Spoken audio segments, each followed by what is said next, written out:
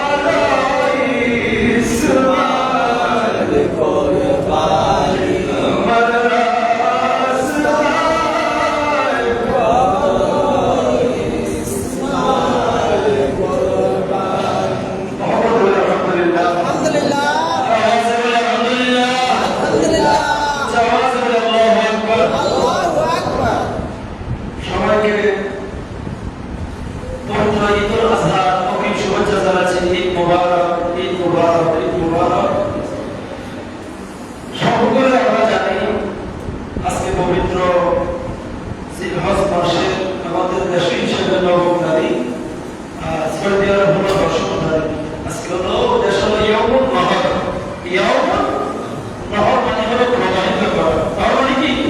প্রবাহিত করা। আল্লাহর প্রিয় বান্দা আরাফার ময়দানে মুজদালিফার অবস্থান করে মিনার ময়দানে পাথর মেরে তারা আজকে কোরবানি করবে। কি করবে? কোরবানি। আর আমাদের হলো ইয়াউমুল আরাফা, যাদেরকে আল্লাহ তৌফিক দিয়েছেন তারা মসজিদ বাইতুল্লাহ জিয়ারতের মুস্তফা নসিব হয়েছে। আল্লাহ পাক যারা দিয়েছে প্রত্যেকের আজকে হচ্ছে মাবরুর হিসেবে কবুল করুন, সকলে বলে আমিন। আর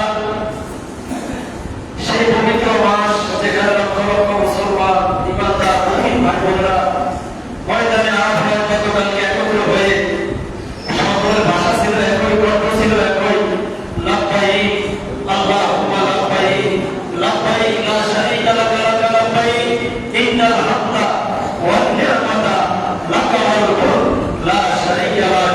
একই ধ্বনি, একই আওয়াজ, একই সুর, একই কণ্ঠ, সবাই মালিকের দরবারে সবাই উপস্থিত হয়ে বলছে, আল্লাহ আমরা বাংলাদেশ থেকে এসেছি, আমরা আমেরিকা থেকে এসেছি, আমরা ফিলিস্তিন থেকে এসেছি, আমরা আফগানিস্তান থেকে এসেছি, আমরা তোমার গোলাম, তোমার দরবারে হাজির। সকল প্রশংসা, সকল তারিফ তুমি মালিকের জন্য বলেছো। ভাষাগত ভিন্নতা থাকলেও কালকে সবাই একই ভাষার কথা বলেছে, যেটা ধ্বনিটা ছিল লাব্বাইক আল্লাহুম্মা। এটা সকল দেশের মানুষ একই কথা বলছে, ঠিক কি না? এখানে অন্য দেশের দেশভিত্তিক ভাষাভিত্তিক কোনো বিভাগ ছিল না। লক্ষ লক্ষ মানুষ আরাফার ময়দান থেকে একটা শপথ নিয়েছে যে আমাদের প্রভু এক, আমাদের নবী এক, আমাদের কিতাব এক, আমরা আল্লাহর একমাত্র বান্দা, নবীদের উম্মত। কথা বলে ঠিক কি না? এছাড়া আর কোনো পরিচয় তার কাছে ছিল না। দল মত নির্বিশেষে রং বর্ণ ভাষা সবগুলো ভুলে গিয়ে একই রঙের কাপড়, একই হেরামের কাপড়, একই লেবাস পরে সবাই মালিকের দরবারে হাজিরা দিয়ে বলে দিচ্ছে যে আল্লাহ আমরা শুধু এই জমিনের মধ্যে, এই আসমান এবং জমিনের একচ্ছত্র মালিক হিসেবে তোমাকে মালিক করি। সুবহানাল্লাহ। আর কাউকে আমরা স্রষ্টা হিসেবে, মালিক হিসেবে স্বীকার করি না। কেউ আছে?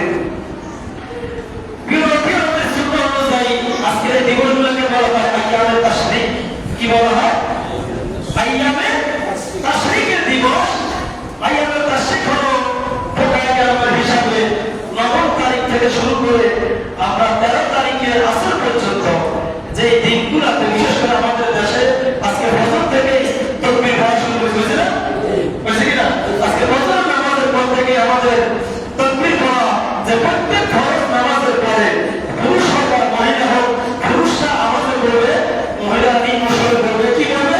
আল্লাহু আকবার।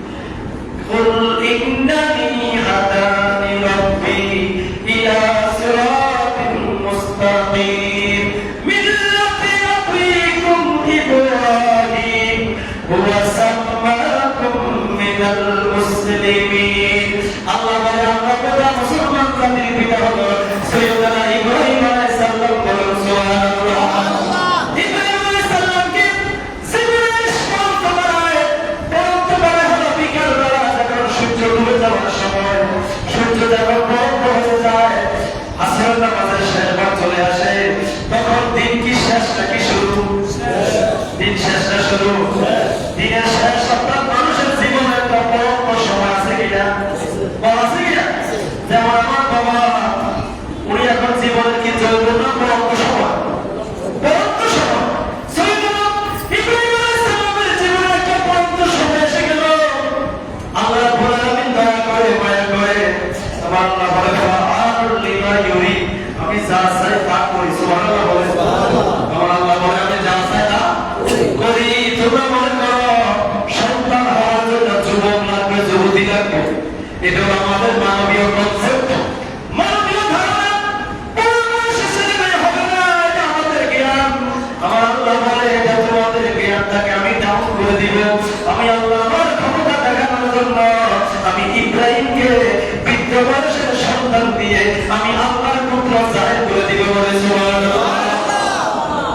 ইব্রাহিম আলাইহিস সালামকে আল্লাহ জীবনের ৮৬ বছর বয়সে ইসমাঈলকে দান করলো।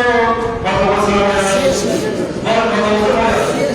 ৮৬ বছর বয়স। এখানে কার আছে? এখানে কেউ আছে? আমি জানি না আছে কিনা, কেউ একজন আছে, এছাড়া কেউ আছে জানি না। ৮৬ বছর বয়স না? এখন ৮৬ বছর বয়সে আমরা কি করি? আমরা কি করি? কবরস্থানে দিয়ে যাওয়ার চেষ্টা করি, ঠিক না? হাতে লাঠি ধরে আসে। কিন্তু ইব্রাহিম আলাইহিস সালামকে আল্লাহ ৮৬ বছর বয়সে একটা ফুটফুটের সন্তান দিল, যার নাম ইসমাঈল আলাইহিস সালাম। বলে সুবহানাল্লাহ। এর পিছনে অনেক ব্যাকগ্রাউন্ড আছে, সেদিকে যাবো না, কোন কথা বলবো। এখন ইসমাঈল আসলো, বাবা মায়ের অতি আদরের সন্তান ইসমাঈল, সন্তান যে ইসমাঈলকে না দেখলে বাবা ইব্রাহিমের হৃদয় জোড়ায় না। কুররাতুল আইনি, হৃদয়ার্দ্রতা, চোখের প্রশান্তি সন্তান। সে সন্তান যখন হাঁটতে শুরু হলো, ৭ বছর ৮ বছর হয়ে গেল। এখন আল্লাহ বলে ইব্রাহিম কি বলে?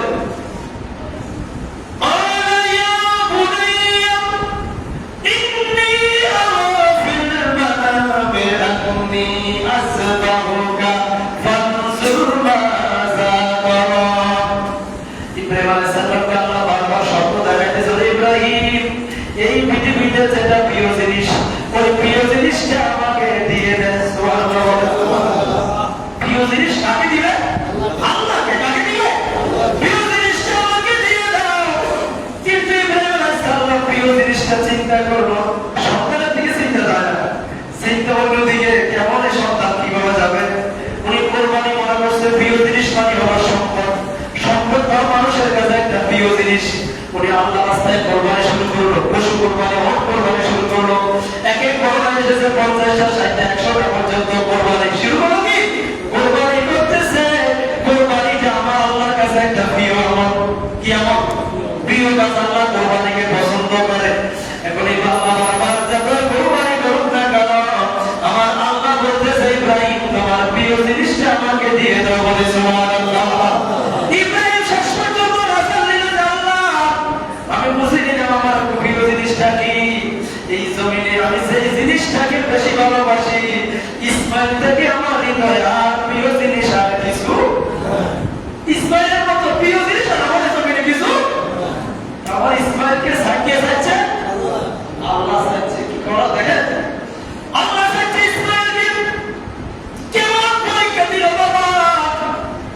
আমার বাবা ইব্রাহিম কেমন পরীক্ষা দিল। কলিজার টুকরাকে ঢেলে দিচ্ছে আল্লাহর খুশির জন্য। কার খুশির জন্য? বলেন কার খুশির জন্য? আল্লাহর খুশির জন্য কলিজাটাকে ছেড়ে যাচ্ছে। এখন ইসমাঈলকে বলে বাবা রে, ও আমার বাবা, আল্লাহর পক্ষ থেকে ওয়াদা হয়ে গেছে তোমাকে দিয়ে দিতে হবে, তোমাকে কোরবানি করতে হবে। ছোট ছিল ইসমাঈল, ৭ বছর বয়স। ইসমাঈল রে, তোমাকে আমি আল্লাহকে দিয়ে দিতে হবে। ইসমাঈল, এটা আমার জন্য পরীক্ষা, তোমার জন্য পরীক্ষা। ইসমাঈল এই একটা সন্তান দেখেন, ৬ বছর বয়স, কি বলতেছেন?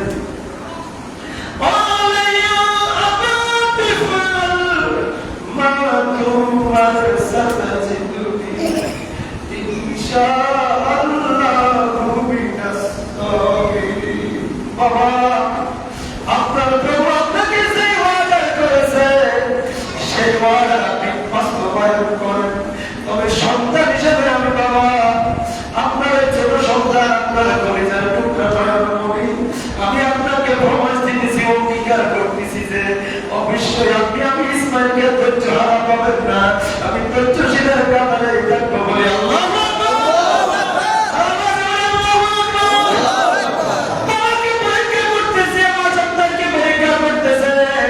যেমন বাবা তেমন সন্তান, পটকা বেটা শিখাই গেল কুছ না কুছ থোড়া থোড়া, যেমন বাবা তেমন সন্তান, বাবা নবী ছেলেও কি বলে কি বাবা কি ছেলেও কি নবী তো এদেরকে বানায় আল্লাহ, বাবা আল্লাহকে খুশি করতে চায়, সন্তান আল্লাহকে খুশি করতে চায়, সেখানে আর কোনো কথা নাই। মাঝপথে একজন আসলো শয়তান, কি আসলো শয়তান, বাধা দেওয়ার চেষ্টা করতেছে। হাজি সাহেবরা পাথর মারা শুরু করে দিল, আজকে থেকে পাথর মারা শুরু করে দিল। শয়তান মধ্যখানে হেদায়েত দিতেছে, ডাল দিতেছে, প্ররোচনা দিতেছে যে ইব্রাহিম তুমি সিদ্ধান্ত নিও না, কিভাবে তোমার এই কলিজাটাকে তুমি আল্লাহর রাস্তায় টেনে দিবা। বাবা ইব্রাহিম পাথর মেরে শয়তানকে দূর হয়ে যা, দূর হয়ে যা, আমার সন্তান নয়, আমি ইব্রাহিমকে যদি আল্লাহ কলিজা ছেড়ে দিতে বলে তাও দিতে আমি ইব্রাহিম রাজি আছি বলে আল্লাহ ইব্রাহিম পাথর মেরে ছেড়ে দিল। একইভাবে ইসমাইলকে ধোঁকা দিতে লাগলো। ইসমাইল রে বাবা, কিভাবে তোমার বাবা কিভাবে এরকম নিষ্ঠুর একটা কাজ করে, তুমি রাজি হইও না, তুমি কিভাবে এটা রাজি হতেছ, তোমার বাবা তোমাকে জবাই করে দিবে। ইসমাইল এখন বুঝতে পারলো যে এটা তো ভালো মানুষ না, এটা হলো কে শয়তান, এটা হলো কে শয়তান। আমাকে আমার বাবাকে পরীক্ষায় তারা ফেল করার জন্য আসছে, কিন্তু মূলত নবীদেরকে পরীক্ষায় শয়তান ফেল করাতে পারবে না, কারণ নবীদেরকে আল্লাহ পরীক্ষা পাস করাইয়া দুনিয়াতে বানাইছে বলে আল্লাহু আকবার। নবীদেরকে সিলেক্টেড করে বানিয়েছে। ইসমাইল পাথর মেরে দিয়েছে, এ দূর হয়ে যা, দূর হয়ে যা, আমি আমার বাবার কথা, বাবার জন্য আমি আমার বাবাকে চিনি, বাবা যা কিছু করবে মালিকের ইশারা ছাড়া কিছুই করবে না বলে সুবহানাল্লাহ। শয়তান ফেল করছে কিনা? তুই জায়গা ফেল, এখন গেল কোথায়? মায়ের কাছে। কার কাছে? মা হাজেরার কাছে। হাজেরা সন্তানকে তো সাজাই দিতেছ, সন্তানকে তো জবাই করে দিবে, তো কেন? আল্লাহর সাথে আলহামদুলিল্লাহ, তুমি কেন আসছো? তুমি মা হিসাবে কি কোনো দয়া মায়া নাই?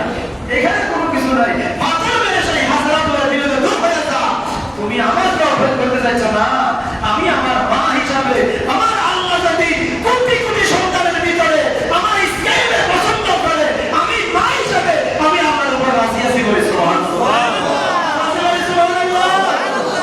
এটাই হবে একটা ফ্যামিলি কি রকম, যাদের পরীক্ষা কেমন পরীক্ষা, যেখানে শয়তান বারবার চেষ্টা করেছে কিন্তু তাদেরকে পরীক্ষায় ব্যর্থ করতে দেয়নি, সর্বোচ্চ সফলতার সাথে আমার ইব্রাহিম পরীক্ষা উত্তীর্ণ হয়েছে বলে সুবহানাল্লাহ।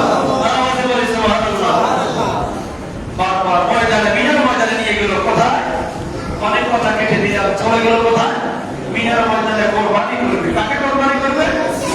বাবা তার সন্তানকে কোরবানি করবে। খুশি করবে কাকে? বলেন খুশি করবে কাকে? আল্লাহকে খুশি করার জন্য মিনার ময়দানে বাবা হাজির হয়ে গেল, সন্তান হাজির হয়ে গেল। বাবা তারা রাসূল দিয়ে সন্তানকে শোয়া নিল, সত্যি ছুরি চালাইতেছে কিন্তু সন্তান কাটা যাচ্ছে না। ইসমাঈল আলাইহিস সালাম বাবাকে পরামর্শ দিল, বাবা রে আপনি আমার হাত পাগুলো বেঁধে দেন। ফালাম্মা আসলামা ওয়া তাল্লাহু লিল জাবিন, বাবা আপনি আমার চেহারাটাকে মাটির দিকে রাখেন। কোন দিকে? মাটির দিকে উপর করে দেন, আমাকে উপর করে দেন। উপর করে দিলে লাভ হবে কি? বাবার সাথে সন্তানের যখন একটা চোখে চোখে চোখ লাগবে, মায়া আসবে কিনা? আসবে কিনা? মায়া তো আসবে, মায়া দিয়ে তো বানাইছে মানুষকে। বাবা এটা করা যাবে না, আপনি উপর করে আমার হাত পা বেঁধে আপনি চলে চালান। বাবা আপনিও পরীক্ষা দিতে আসলেন, আমিও পরীক্ষা দিতে আসছি, এখানে আল্লাহকে রাজি করাতে পারবে, আপনিও সার্থক কথা, আমিও সার্থক হয়ে যাবো বলে সুবহানাল্লাহ।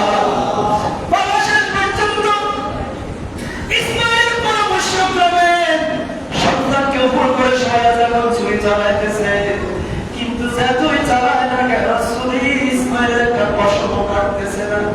ইব্রাহিম আলাইহিস সালাম মাথাটাকে ঠিক রাখতে না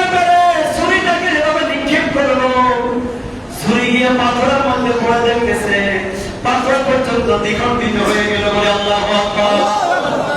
এখন পাথর ছুরিয়ে পাথর দ্বিখণ্ডিত করতেছে, কিন্তু একটা চামড়ার মানুষ কাটতে পারতেন। ঘটনা কি, রহস্য কি? ছুরির পক্ষ থেকে আওয়াজ এসে গেল বলে আল্লাহু আকবার। ও ছুরি, কেন তুমি কাজ করতেছো না? ছুরিকে আল্লাহ জবাব দিয়ে দিল। ছুরি বলতেছে, ও খলিল, আল খলিল ইয়া মুরনিব ওয়াল জলিল ইয়ামনানি। খলিল আমাকে বলতেছে কর, জলিল আমাকে বলতেছে সাবধান। সুবহানাল্লাহ। খলিল বলতেছে কাটো, জলিল বলতেছে কাটা যাবে না। আল খলিল ইয়া মুরনিব ওয়াল জলিল ইয়ামনানি। খলিল বলতেছে কাটার জন্য, জলিল বলতেছে সাবধান, আমার ইসরায়েলের একটা পশম কাটা যাবে না। আমি কিভাবে কাজ বাস্তবায়ন করব? শেষ পর্যন্ত ইব্রাহিম আলাইহিস সালাম আমার চূড়ান্ত ভাবে যখন জবাই করতে গেল, আমার আল্লাহ সাথে সাথে জান্নাত থেকে একটা দুম্বা ইসমাইলকে সরাই দিয়ে, ইসমাইলের নিচে একটা দুম্বা দিয়ে ইব্রাহিমের কুরবানিকে কবুল করে নিল বলে আল্লাহু আকবার। বলে আল্লাহু আকবার। ইন্না হাযা লাহুল বালাউল মুবিন। ইব্রাহিম, এটা তোমার জন্য একটা চূড়ান্ত পরীক্ষা ছিল বলে সুবহানাল্লাহ। ওয়া ফাদাইনাহু বিসিবহিন আসীম। আমি ইসমাইলের বিনিময়ে একটা সুন্দর, ইসমাইলের বদলায় একটা সুন্দর একটা পানি দিয়ে আমি সর্বোত্তম কুরবানি কবুল করে নিলাম বলে সুবহানাল্লাহ। সুবহানাল্লাহ। আমার রব্বুল আলামিন বলেন, লা ইয়ানালুল্লাহুল হুমহা ওয়ালা দিমাউহা ওয়ালাকিন ইয়ানালুহু তাকওয়া মিনকুম। তোমাদের কুরবানির গোশত, কুরবানির রক্ত, এগুলো আমি আল্লাহর কাছে পৌঁছাই না, কিন্তু পৌঁছায় কি তোমাদের ভিতরে যে হৃদয়টা আছে, হৃদয়ের তাকওয়াটা আমি প্রভুর কাছে চলে যায় বলে সুবহানাল্লাহ। তাহলে আল্লাহ কি দম চায় না মন চায়? সবাই বলে কি চায়? আল্লাহ কি টাকার পাগল না মনের পাগল? কারণ আপনি আল্লাহকে কিন্তু টাকা দিয়ে কিনতে পারবেন না। সারা দুনিয়ার সব গুণাগুণ যদি আপনি একসাথে আল্লাহু আকবার বলেন, আল্লাহ বলে এটা আমার দরকার নাই। তোমার ক্ষমতা যেখানে আছে সেটা দিয়ে আমি আল্লাহকে তুমি হৃদয় দিয়ে জয় করে নিতে হবে বলে সুবহানাল্লাহ। এজন্য আমরা কুরবানি করব কার জন্য? সবাই বলি কার জন্য? সেখানে দুনিয়ার কোনো উদ্দেশ্য থাকবে না। নতুন ফ্রিজ কিনছি, যদি ফ্রিজ যদি না ফুরাই তাহলে কি কোরবানি হবে? এই নিয়তে কোরবানি করে কোরবানি হবে না, গোশত খাওয়া হবে। কি হবে? ফ্রিজ ভর্তি করার নিয়তে যদি যদি কোরবানি করেন, বাবা এটা কোরবানি হবে না, এটা কোরবানি হবে না। এবং কোরবানি উপলক্ষে ফ্রিজ কিনাও যায় না। কথা বুঝে আসছে? কোরবানির সামনের পরে ফ্রিজ কিনা কি নাই? কারণ বছরে 11 মাস কিনার কি কোরবানির ফ্রিজ কিনা কি তোমার কি বন্ধ ছিল? এখন আপনি যতই যদি বলেন যে আমি এই কারণে না, কোনো কারণ নাই, এই সময় কিনা যাবে না, কিন্তু হবে জিরো যাবে চালুর আগে। কথা বলি কিনা? যদি আপনি ফ্রিজ কিনতে হয় জিরো বাকি 11 মাস কিনেন, কোনো অসুবিধা। এই চালু ঠিক আছে, তখন শয়তান আপনার ভিতরে একটা প্ররোচনা দিবে যে ফ্রিজে তো কিনছ, গরিবের জিনিস ফ্রিজে ঢুকে তবে কিনা? অত এটা করা যাবে? যাবে না। অতএব আমরা ফ্রিজ কিনছি, যা ফ্রিজ সবাই আছে, তবে গরিবের হক ফ্রিজে ঢুকাবেন না। আপনি আপনার কোরবানিটা সঠিকভাবে আদায় করবেন। আমি সবাইকে আরজ করব, এই পশুর ভিতরে কোরবানিতে কিনলে এটাকে সর্বোত্তম পদ্ধতি হলো সুন্নাহ মুস্তাহাব হলো 3 ভাগ করা। কয়বার? এটা হলো মুস্তাহাব পদ্ধতি। কোন পদ্ধতি? হাযা তরিকাতুল মুস্তাহাবা। 3 পদ্ধতি হলো একটা নিজে, একটা আত্মীয় স্বজন, একটা গরিব মিসকিন।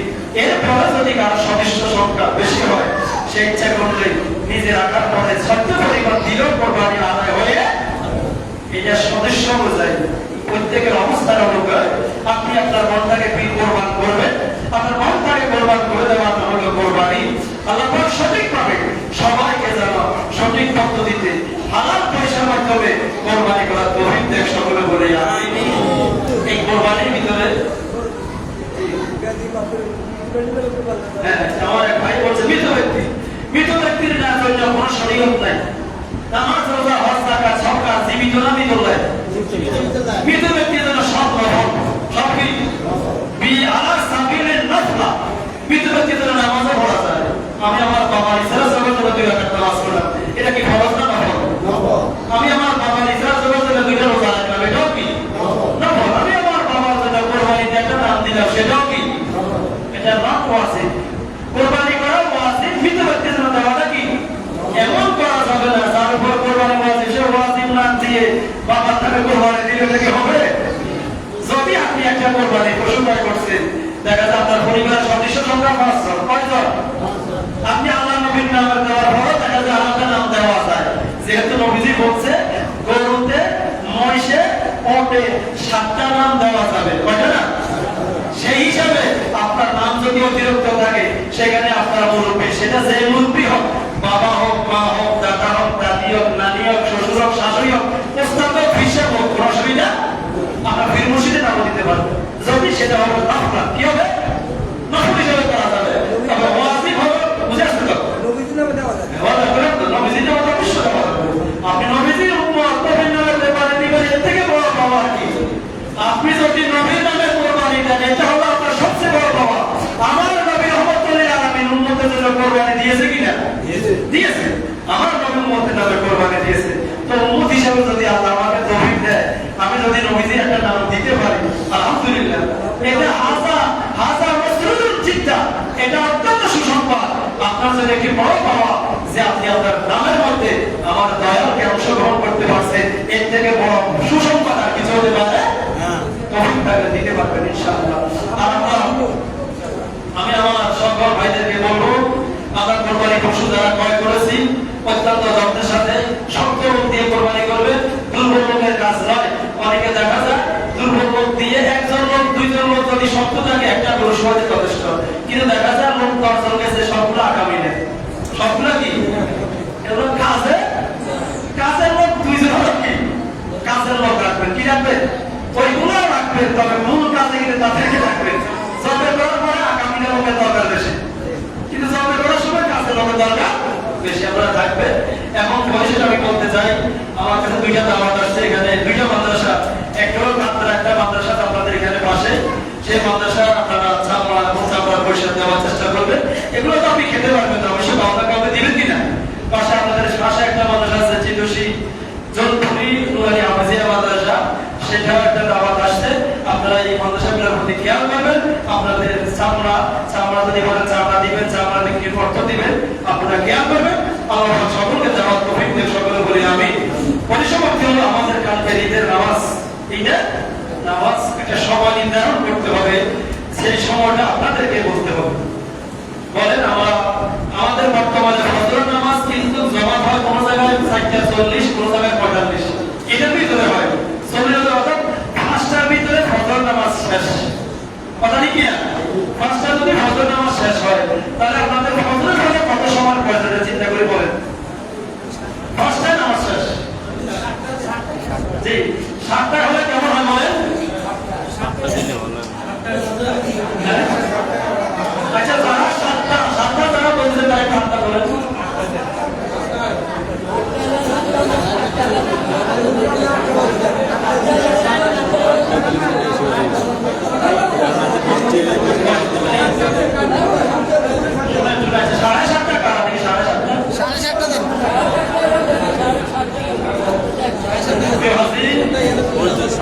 সবকিছু সুবিধাগুলো আপনাদের, আমার কোনো সুবিধা নাই অসুবিধা, আমি তো আসতেই হবে, দায়িত্ব করে আমাকে আসতে হচ্ছে।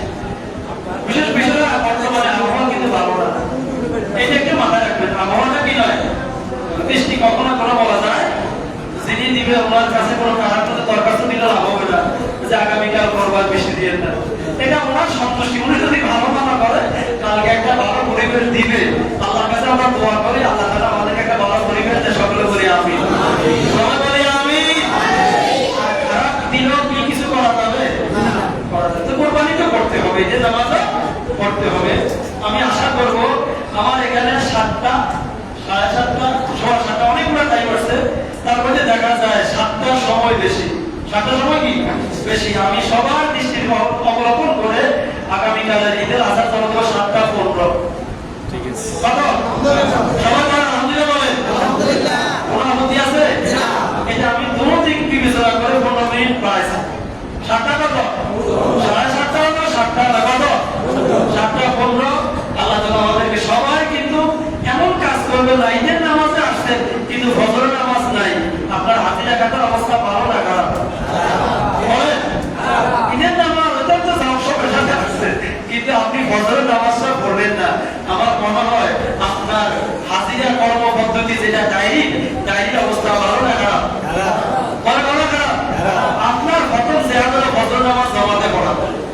আপনি আগামীকাল যদি ফজর জামাতে পড়তে পারেন, আমি বলবো আপনি এ গ্রেড পাইছেন, এ প্লাস পাইছেন। কি পাইছেন? এ প্লাস। যদি জামাতে পড়তে পারেন, আর জামাতে যদি পড়তে না পারেন, তাহলে আপনি কোনো রকম পাস করে দিয়েছেন। এটা বি গ্রেড অথবা সি গ্রেড। যারা জামাতে ফজর নামাজ পড়বে, একজন মুমিন সফল সফল, সেই মুমিন ফজর নামাজ জামাতে পড়তে পারে। আল্লাহ যেন তৌফিক দিয়ে সকলে বলি আমিন। আপনি নামাজ পড়ার রাত্রে ঘুমাবেন না, ঘুমানোর সময় একটু বলে দিয়ে যে আল্লাহ কালকে ফজর নামাজটা উঠাবার ব্যবস্থা তুমি করে দিও। আমার মনে হয় আপনার নিয়মটা যদি পরিশুদ্ধ হয়, আমার আল্লাহ করে দিবেন ইনশাআল্লাহ। বলেন করবে কিনা? দায়িত্বটা কাকে দিয়ে দিবেন? আল্লাহর কাছে দিয়ে দিবেন। আল্লাহুম্মা বিসমিকা আমুতু ওয়া আহিয়া। আল্লাহ ঘুমাইতেছি তোমার নামে, আবার যদি উঠা হয় তোমার ইশারায়। তুমি যদি না উঠা, ঘুমের গরম মনে হয় কিনা? না হয় না? অতএব আপনি আল্লাহকে দায়িত্ব দিয়ে দিবেন যে আল্লাহ ফজর নামাজটা কালকে কইতো দিন, আমাকে জামাত মিস করাইও না। এই সঠিক একটা নিয়ত করবেন, ইনশাআল্লাহ আপনি ঈদের নামাজের দিন ফজর নামাজটা জামাতে পড়বেন। ইনশাআল্লাহ নামাজের পরে আপনি পরিপূর্ণ সময় পাবেন, 2 ঘন্টা 15 মিনিট সময় পাবেন। আনুষঙ্গিক যত নাজারে সব সরাই নিবে, যথাসময় সবাই চলে আসবে, তাহলে আমরা বিলম্ব করার কোনো প্রয়োজন না। ইনশাআল্লাহ সবাই ঈদের নামাজে আগামী, তাহলে আমাদের সবার সর্বসম্মতিক্রমে আগামীকাল পবিত্র ঈদুল আজহা নামাজ হবে। সকাল কয়টা বাজে? সকাল কয়টা? 7:15। আল্লাহ পাক যেন আমাদেরকে সুন্দরভাবে সুন্দর একটা যেন পরিবেশ করে দেয়, আল্লাহ পাক যেন সেই তৌফিক দান করে সকলে বলি আমিন। আর কারণ কিছু আছে কোরবানিটা প্রত্যেকবার মানে বুঝে ডিসাইড একটু ঝামেলা হয় আর কি। আমাদের ওই ডিসাইড যেটা সমস্যা, এটা আমি বলবো আমাদের কমিটি যারা আছে, আজকে আসতে পারেনি, ওনারা একটা সেই ধীরে দেন। এখানে আসলে মানুষের মনের একটা আবেগারি সব ব্যাপার সবাই হয়। আমি তো আসলে যেদিকে যাকে বলে ওইদিকে যাই, হামেশাও যেদিকে বলে হামেশাও যদি উত্তরপুরি হয়, হামেশাও দক্ষিণ দিকে যাবে না, যেদিকে মানে ওইদিকে তো যাবে। ওনারা বলে দিবে ইনশাআল্লাহ, এটা সমস্যা হবে না। সবাই আবেগ এবং অনুভূতি নিয়ে আমরা কাজ করবো। আমি যেদিকে যাই, আমার তো কোনো একটা সবাই আমার মুসলিম, যে উত্তর দক্ষিণ আমার কাছে সব বরাবর। তোরা আমার মুসলিম, দক্ষিণ কি আমার মুসলিম, তবে এদিকে মানুষের একটা ক্ষোভ আছে আমি জানি, যে তারা সবসময় আমাকে পায় না, এটা আমি জানি। তাদের অন্তরে একটা কষ্ট আছে, সেই কষ্টটা যেন আমার মনে দেখি হয়তো আপনাদের হয়তো কষ্ট দূর হয়ে যেতে পারে ইনশাআল্লাহ, হয়তো এটা আমি জানতে না, এটা আল্লাহ বাবা জানেন। তো আমি আশা করবো আমরা সবাই যারা কোরবানি করবে তাদের সাথে সহযোগিতা করবে, তারা পশুরা কষ্ট না পায়। জি, তোমাদের সভাপতি কি বলবেন?